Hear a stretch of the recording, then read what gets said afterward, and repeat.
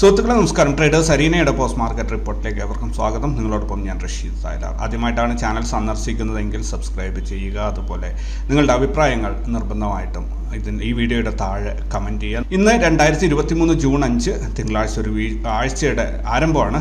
Global market നോക്കാം.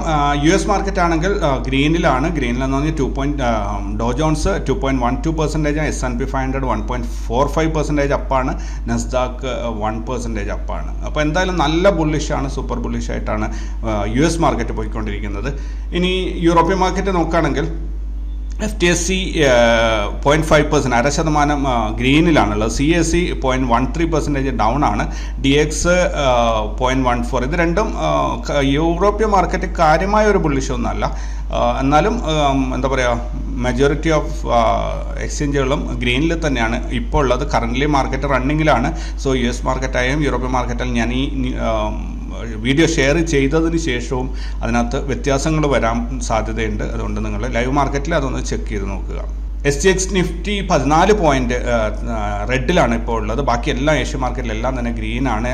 Jakarta composite ന്യൂട്രലാണ്. അതിനകത്ത് മുകളിലോട്ടും താഴോട്ടും പോയിട്ടില്ല, ന്യൂട്രലായിട്ട് നിൽക്കുകയാണ്, ചേഞ്ച് ഇല്ലാതെ. ബാക്കി SGX നിഫ്റ്റി 18 പോയിന്റ് ഇപ്പോൾ റെഡിലേക്കായിട്ടുണ്ട്.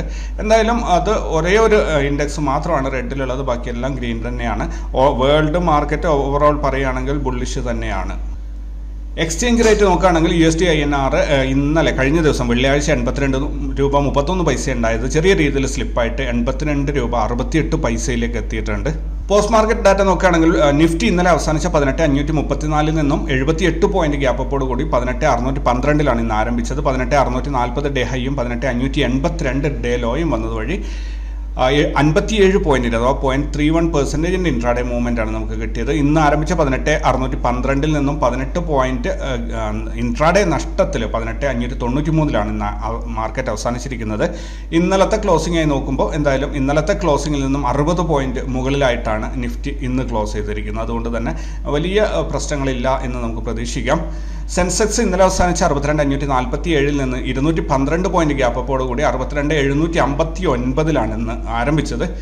ഡേ ഹൈ 62,943 62,751 ഡേ ലോയും വന്നത് വഴി 191 പോയിന്റിന് അഥവാ 0.31% ഇൻട്രാഡേ മൂവ്മെന്റ് ആണ് നമുക്ക് കിട്ടിയത്. ഇന്ന് ആരംഭിച്ച 62,759 നിന്നും 28 പോയിന്റ് ലാഭത്തോടു കൂടി 62,787 ഇന്ന് സെൻസെക്സ് അവസാനിച്ചിരിക്കുന്നത്.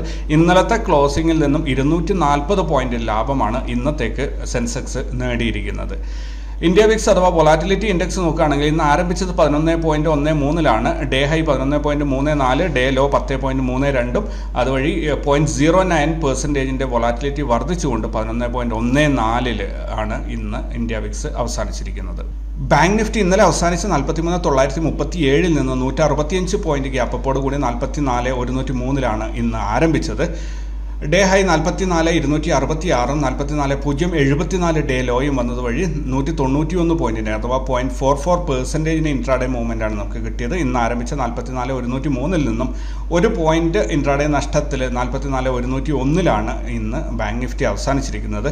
ഇന്നലത്തെ ക്ലോസിംഗിൽ നിന്ന് 164 പോയിന്റ് മുകളിലായിട്ടാണ് ഇന്ന് ബാങ്ക് നിഫ്റ്റി അവസാനിച്ചിരിക്കുന്നത്. ഇൻട്രാഡേയിൽ ഇന്ന് മൂവ്മെന്റ് ഒന്നും ഉണ്ടായിരുന്നില്ല, അതായത് 0.44% ഇൻട്രാഡേ മൂവ്മെന്റ് മാത്രമാണ് നമുക്ക് നിഫ്റ്റിയിൽ 0.3 ബാങ്ക് നിഫ്റ്റിയിൽ 0.44. 1% മൂവ്മെന്റ് കിട്ടാതെ ഇൻട്രാഡേ ഓപ്ഷൻസിൽ ബൈയിങ്ങിൽ നമുക്ക് പ്രോഫിറ്റ് ഉണ്ടാക്കാൻ സാധിക്കില്ല. ഫിൻ നിഫ്റ്റി ഇന്നലെ അവസാനിച്ച 19,368 നിന്ന് 85 പോയിന്റ് ഗ്യാപ്പോട് കൂടി 19,453 ഇന്ന് ആരംഭിച്ചത്. 19,512 ഡേ ഹൈയും 19,426 ഡേ ലോയും വന്നത് വഴി 86 പോയിന്റിനെ മാത്രം അഥവാ 0.44% ഇൻട്രാഡേ മൂവ്മെന്റ് ആണ് നമുക്ക് കിട്ടിയത്.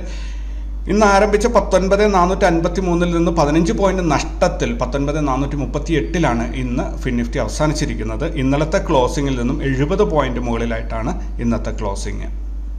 BSE ബാങ്ക് എക്സ് ഇന്നലെ അവസാനിച്ച് 49,789 നിന്ന് 124 പോയിന്റ് ഗ്യാപ്പോട് കൂടി 49,913 ഇന്ന് ആരംഭിച്ചത്. 50,226 ഡേ ഹൈയും 49,913 ഡേ ലോയും വന്നത് വഴി 312 പോയിന്റ് അഥവാ 0.63% ഇൻട്രാഡേ മൂവ്മെന്റ് ആണ് നമുക്ക് കിട്ടിയത്. ഇന്ന് ആരംഭിച്ച 49,913 നിന്ന് 113 പോയിന്റിന് ഇൻട്രാഡേ ലാഭത്തോടു കൂടി 50,027 മാർക്കറ്റ് ഇന്ന് അവസാനിച്ചിരിക്കുന്നത്.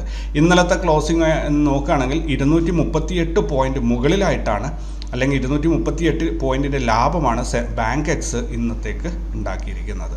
പ്രധാനപ്പെട്ട സ്റ്റോക്കുകൾ നോക്കുകയാണെങ്കിൽ M&M, ICICI Prudential, axis bank ഈ 3 സ്റ്റോക്കുകൾ 2% കൂടുതൽ ലാഭമുണ്ടാക്കിയപ്പോൾ AU ബാങ്ക്, ആസ്റ്റർ DM ഈ 2 കമ്പനികൾ 2% കൂടുതൽ നഷ്ടമാണ് ഉണ്ടാക്കി വെച്ചിരിക്കുന്നത്. ഇൻസ്റ്റിറ്റ്യൂഷണൽ ആക്ടിവിറ്റീസ് നോക്കുകയാണെങ്കിൽ ഫോറിൻ ഇൻസ്റ്റിറ്റ്യൂഷൻ ഇൻവെസ്റ്റേഴ്സ് 7741 കോടിയുടെ ബൈങ്ങും 8442 കോടിയുടെ സെല്ലിങ്ങും നടത്തിയത് വഴി 701 കോടിയുടെ നെറ്റ് സെല്ലിംഗ് ആണ് അവരുടെ ഭാഗത്തു നിന്നുണ്ടായത്. ഡൊമസ്റ്റിക് ഇൻസ്റ്റിറ്റ്യൂഷൻ ഇൻവെസ്റ്റേഴ്സ് 7461 കോടിയുടെ ബൈങ്ങും 6265 കോടിയുടെ സെല്ലിംഗ് നടത്തിയത് വഴി 1196 കോടിയുടെ നെറ്റ് ബൈങ് ആണ് ഇന്ന് മാർക്കറ്റിലുണ്ടായത്.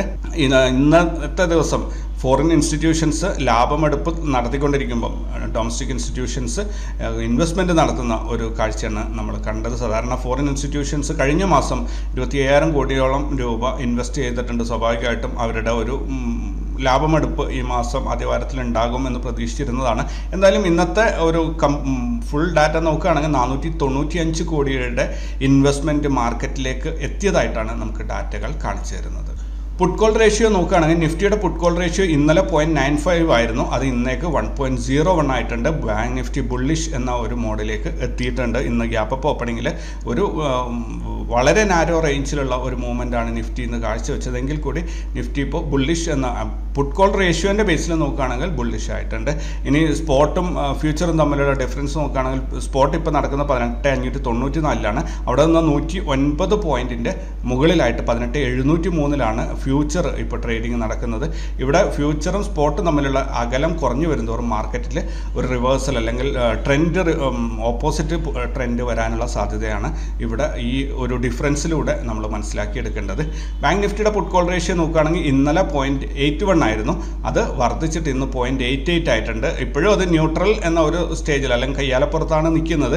എങ്കിൽ കൂടി സ്പോട്ടും ഫ്യൂച്ചറും നോക്കുകയാണെങ്കിൽ സ്പോട്ടിൻ്റെ പ്രൈസ് 44,102 നിൽക്കുമ്പോൾ അവിടെ നിന്ന് 186 പോയിന്റ് മുകളിലായിട്ട് 44,288 ഫ്യൂച്ചറിൻ്റെ ട്രേഡിംഗ് നടക്കുന്നത്. അതുകൊണ്ട് സ്വാഭാവികമായിട്ടും മാർക്കറ്റ് മുകളിലോട്ട് പോകാൻ ആഗ്രഹിക്കുന്നു എന്ന് നമുക്ക് അനുമാനിക്കാം. നാളെ റിസൾട്ട് അനൗൺസ് ചെയ്യുന്ന പ്രധാനപ്പെട്ട കമ്പനികൾ നോക്കുകയാണെങ്കിൽ Vipul limited, New Time infrastructure, PNGS, Gagi fashions jewellery limited, Anik industries, Unistar multimedia, MSC hotels limited, Shiva Granito export limited, Jindal Cotex limited, SBL Infratech limited. ഇത്രയും കമ്പനികളാണ് നാളെ റിസൾട്ട് അനൗൺസ് ചെയ്യുന്നത്. ഇതിനകത്തൊന്നും തന്നെ ഒരു 100 രൂപയുടെ മുകളിലുള്ള ഒരു സ്റ്റോക്കുകളും ഞാൻ കണ്ടില്ല. ഇപ്പോൾ ഞാൻ വായിച്ച റിസൾട്ട് എല്ലാം തന്നെ 100 രൂപയിൽ താഴെ പ്രൈസുള്ളതാണ്. കുറേയൊക്കെ 1 രൂപയും 2 രൂപയും പ്രൈസുള്ള പെന്നി സ്റ്റോക്കുകളാണ്. സോ അത്ര ഇമ്പോർട്ടൻ്റ് ആണ് എന്ന് തോന്നുന്നില്ല നാളത്തെ റിസൾട്ട്.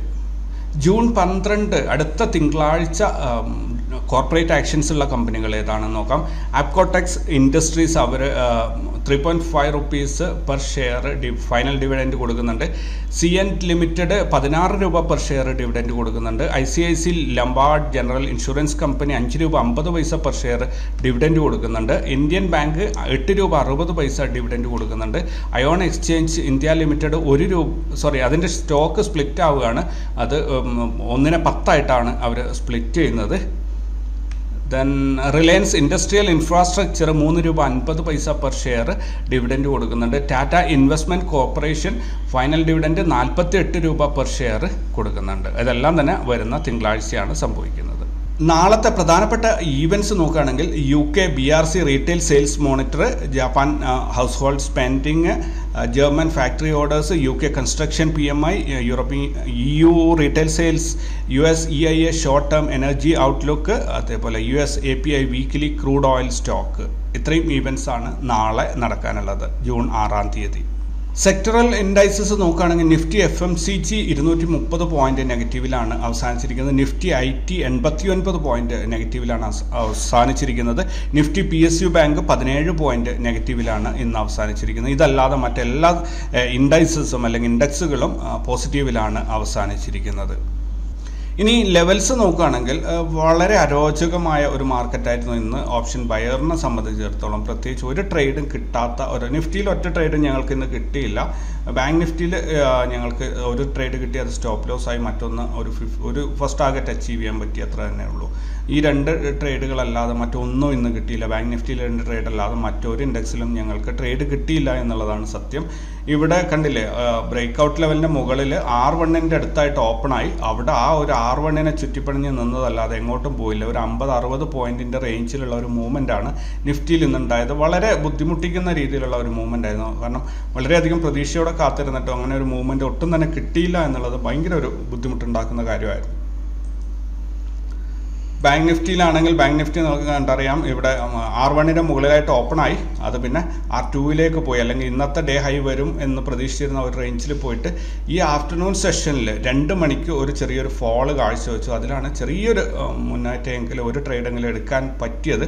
രാവിലെ വന്ന ഈ ഒരു ട്രേഡിൽ ഞങ്ങൾക്കൊരു സ്റ്റോപ്പ് ലോസും കിട്ടിയിരുന്നു. ഫിൻ നിഫ്റ്റിയിൽ നോക്കുകയാണെങ്കിൽ ഫിൻ നിഫ്റ്റിയും അതേ സംഭവം തന്നെയാണ്. R1ൻ്റെ മുകളിൽ ഓപ്പണായി R2 ടച്ച് ചെയ്തിട്ട് അതിനെ ചുറ്റിപ്പണിഞ്ഞ് നിന്നിട്ട് വീണ്ടും R1ലേക്ക് തന്നെ തിരിച്ചു വരുന്നൊരു കാഴ്ചയാണ് ഫിൻ നിഫ്റ്റിയിൽ കണ്ടത്. ഇനി സെൻസെക്സ് ഇന്ന് ട്രേഡ് എടുക്കാൻ നോക്കിയിട്ട് കിട്ടിയില്ല. അതിനകത്ത് ലിക്വിഡിറ്റി ഇല്ലാത്തതുകൊണ്ട് സരോദ ബ്ലോക്ക് ചെയ്തിരിക്കുകയായിരുന്നു. അപ്പോൾ R1ൻ്റെ മുകളിൽ R2ൻ്റെ അടുത്തായിട്ട് ഓപ്പണായി. R3 R2ൻ്റെ ഇടയിൽ ട്രേഡ് നീങ്ങി, പക്ഷേ അതിനകത്ത് കിട്ടിയില്ല എന്നുള്ളതാണ് സത്യം. മിഡ് ക്യാപ്പിലും ഇത് തന്നെയായിരുന്നു സംഭവിച്ചത്. നിഫ്റ്റി മിഡ് ക്യാപ്പിൽ മിഡ് ക്യാപ്പിൽ കുറച്ചും കൂടെ നല്ലൊരു മൂവ്മെൻറ്റ് ഉണ്ടായിരുന്നു, പക്ഷേ ട്രേഡ് ബ്ലോക്ക്ഡ് ആണ്. ട്രേഡ് ഒറ്റ സ്ട്രൈക്കിലും ട്രേഡ് ചെയ്യാൻ സരോദ അനുവദിക്കുന്നില്ല. സോ ഇവിടെ R2ൻ്റെ മുകളിൽ R2ൻ്റെ താഴെയായിട്ട് ഓപ്പണായി. അവിടെ നേരെ ബ്രേക്ക്ഔട്ട് നോ ട്രേഡ് സോണിലേക്ക് വന്നിട്ട് വീണ്ടും ഒരു പുൾ ബാക്ക് എടുത്തു. യെസ്റ്റർഡേ ഹൈ ടച്ച് ചെയ്തു, തിരിച്ചു വീണ്ടും ഇറങ്ങി വന്നു. ഇത്രയാണ് മിഡ് ക്യാപ്പിലുണ്ടായത്. മിഡ് ക്യാപ്പ് വളരെ പ്രോമിസിംഗ് ആയിട്ടുള്ള ഒരു ഇൻഡെക്സ് ആണ്, പക്ഷേ ട്രേഡ് ചെയ്യാൻ ഒരു രക്ഷയില്ല. ഇനി സെൻസെക്സ് നോക്കുകയാണെങ്കിൽ സെൻസെക്സ് ഇന്ന് ഓപ്പൺ ആയത് R2 ലെവലിലാണ്. R3 R2ൻ്റെ ഇടയിൽ കുറേ ചുറ്റിക്കറങ്ങി നിന്നു എന്നല്ലാതെ മറ്റൊന്നും തന്നെ സംഭവിച്ചില്ല. ഇത് സെൻസെക്സ് ഞാൻ ഓൾറെഡി ഇവിടെ പറഞ്ഞതാണ്. ദെൻ ബാങ്ക് എക്സിലും ട്രേഡ് ചെയ്യാൻ സാധിച്ചിട്ടില്ല. മിഡ് ക്യാപ്പിൽ, സെൻസെക്സിൽ, ബാങ്ക് എക്സിൽ ഇത് മൂന്നിലും തന്നെ ലിക്വിഡിറ്റി ഇല്ല എന്ന കാരണത്താൽ സരോദ ട്രേഡിങ് അനുവദിക്കുന്നില്ല. സോ ഇവിടെ R1ൻ്റെ അടുത്ത് ഓപ്പണായി, R2 കട്ട് ചെയ്ത് R3ലേക്ക് പോയി. ഇവിടെ അത്യാവശ്യം ബാങ്ക് എക്സിൽ മൂവ്മെൻറ്റ് ഉണ്ടായിരുന്നു, പക്ഷേ ഒറ്റൊരാൾ അതിനകത്ത് ട്രേഡ് ചെയ്യുന്നില്ല.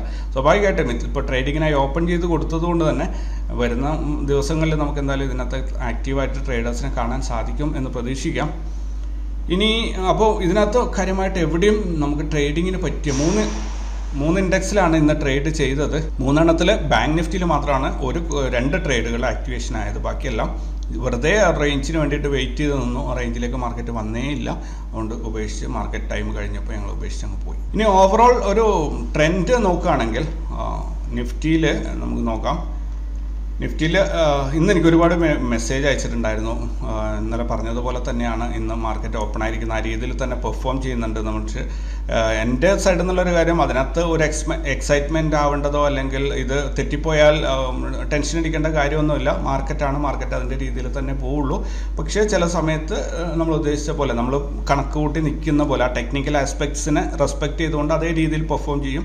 മറ്റു ചില ദിവസങ്ങളിൽ ന്യൂസിനെ ബേസ് ചെയ്തിട്ട് പോകും. ന്യൂസിൻ്റെ ഇമ്പാക്റ്റ് എങ്ങനെയായിരിക്കും എന്ന് ഒരാൾക്കും തന്നെ ടെക്നിക്കലി അനലൈസ് ചെയ്ത് എടുക്കാൻ സാധിക്കില്ല. അതുകൊണ്ട് തന്നെ മാർക്കറ്റ് പല വഴിക്ക് പാഞ്ഞു പോകും. അപ്പോൾ പ്രത്യേകിച്ച് ന്യൂസിൻ്റെ എഫക്റ്റ് ഒന്നും ഇല്ലെങ്കിൽ കൃത്യമായിട്ട് ആ രീതിയിൽ പോകും. അതിൽ എക്സൈറ്റ് ആവേണ്ട കാര്യമില്ല. അതിനകത്ത് തന്നെ തെറ്റിപ്പോയാൽ ടെൻഷൻ അടിക്കേണ്ട കാര്യമില്ല. കാരണം നാളത്തെ മാർക്കറ്റ് എന്നുള്ളത് നാളെ തന്നെ സംഭവിച്ച് കാണേണ്ട കാര്യമാണ്. അത് ഇന്നേ കണക്കൂട്ടി കാത്തിരിക്കേണ്ട ഒരു കാര്യമല്ല.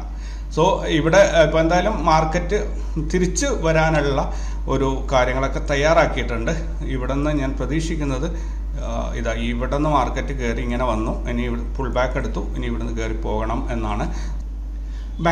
നിഫ്റ്റിയുടെ ട്രെൻഡ് നോക്കുകയാണെങ്കിൽ ഇവിടെ സാധ്യതകൾ കാണുന്നത് നാളെ എങ്ങോട്ടും എന്തും സംഭവിക്കാം. കാരണം ഇതിപ്പോൾ ഒരു ഗ്യാപ്പ് അപ്പ് ഓപ്പണിങ്ങിൽ വന്നിട്ട് ഒരു ഡോജി പോലെയുള്ള ഒരു ക്യാൻഡിലാണ് ഇട്ടിരിക്കുന്നത്. നോർമലി ഇങ്ങനെ വന്നു കഴിഞ്ഞാൽ, അതായത് ഇവിടെ നിന്ന് മാർക്കറ്റ് മുകളിലോട്ട് കയറി വന്നിട്ട് തിരിച്ചിറങ്ങി വരണം എന്നുള്ളതാണ് ഇങ്ങനെ ഒരു ക്യാൻഡിലിൻ്റെ ഒരു നെക്സ്റ്റ് ആയിട്ട് പറയാറുള്ളത്. പക്ഷേ ഇവിടെ ഇതുവരെയും വന്നിരിക്കുന്നതെല്ലാം റെഡ് ക്യാൻഡിൽ തന്നെയാണ്.